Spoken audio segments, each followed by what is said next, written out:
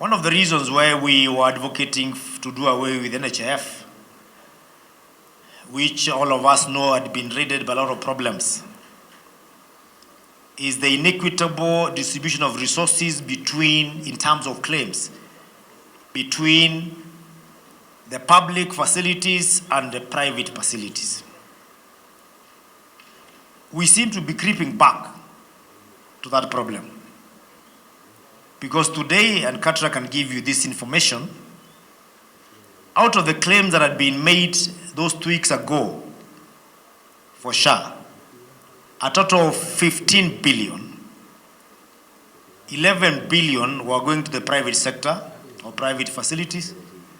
Only 4 billion was going to the public facilities. If you look at the numbers, and SHA CEO made it very clear yesterday, the public facilities that are registered by SHA are in the tune of about 8 million at the moment. Is it not 18 million, but 8,000? The public sectors were about how many? The public facilities? About 3,000. They're about. So we have an inverted graph where the people who are offering most services are having the least claim, and the ones who are offering, or rather who have the least facilities, are having the biggest claims. And the big question is, where is this difference coming from? Yet, one of the issues SHA was supposed to address is to make sure that whether you are treated in a public facility or in private facility, the cost of the disease is the same. Is that what we were told? Is that what you were supposed to address? That the cost of treating malaria in a private facility and a public facility is supposed to be the same. If it's a cesarean delivery, in a public facility and a private facility is supposed to be the same. And that is what SHA is supposed to be implementing. Then where is the difference?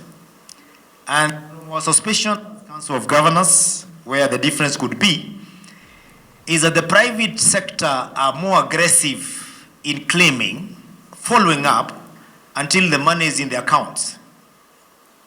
When did you, as CEC, call a meeting with your team to find out how much they have claimed,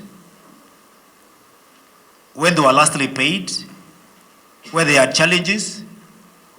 Because sometimes you may not blame me, it may blame you, because us, the the public sector, who we are working for, our focus is on treating people, ensuring that we do not have a disease burden in our counties. We are not saying the private sector don't focus on the disease burden and making sure people are well. But their survival as the private sector is if their balance sheet makes sense in the facility. Do you have a balance sheet in your county for your facilities? In your county, madam, the 47 counties, and I want to thank you for this. We have been able to register 19,933,256 persons. 19,933,256 persons to date. But among these, 4,240,758 were migrated from the transitional or from the de facto NHIF. We have refused to let NHIF rest in peace because it still has debt obligations.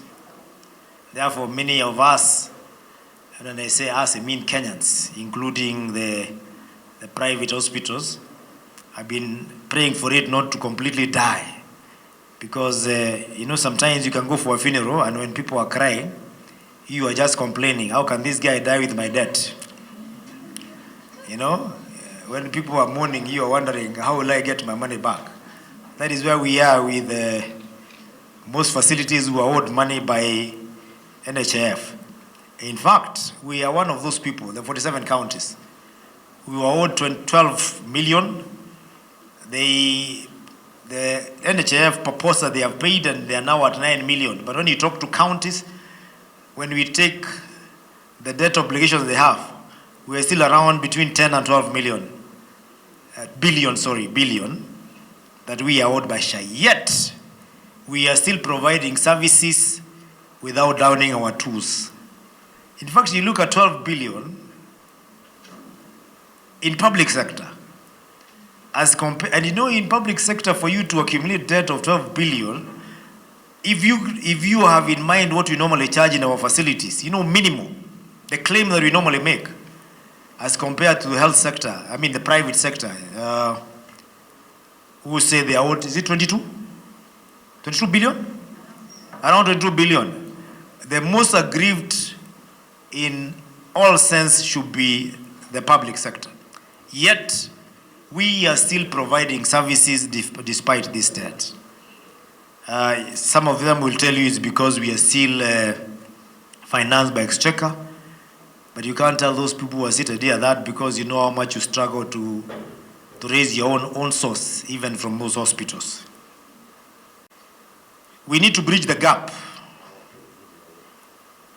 that is there between those who are not able to afford and who are scared of registration, and those who are able to afford. And we propose the following. One, as counties, we prioritize aggressive, localized registration drives to ensure that no one is left behind. Of course, that costs time and money. And that is money that counties don't have. If you consider the exchequer problem that we usually have, and of course, the fact that we only enjoy less than 15% of the national cake. However, even under the circumstances, we urge you to use any means possible to ensure you have more of your persons registered in SHA.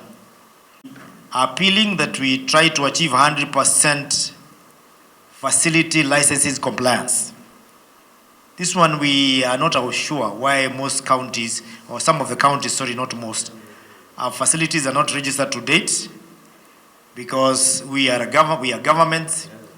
KMPDC are ready to assist us, but we still have facilities are not registered. And even those who are registered are not licensed. So we need to achieve both registration and licensing. If you just did a new facility last month, ensure that you have it registered and you also have it licensed, so that you can be able to provide the service that we are requiring for SHA. Number 3, we need to maximize claims for all services at level 4 and level 5 facilities. 6 months into SHA today, we have done relatively well under the circumstances. In fact, I dare say that one of the greatest supporters of SHA is the devolved units of governance of Kenya, the 47 counties. Because I would like to challenge anyone in Kenya, including you who are seated here, to give me information, despite that the counties are headed by very politically, I would say high-octave political scenario, headed by governors who are politicians. I have never heard any governor who has spoken against SHA, including the ones who are very controversial. And you know that. No governor has ever spoken against SHA publicly.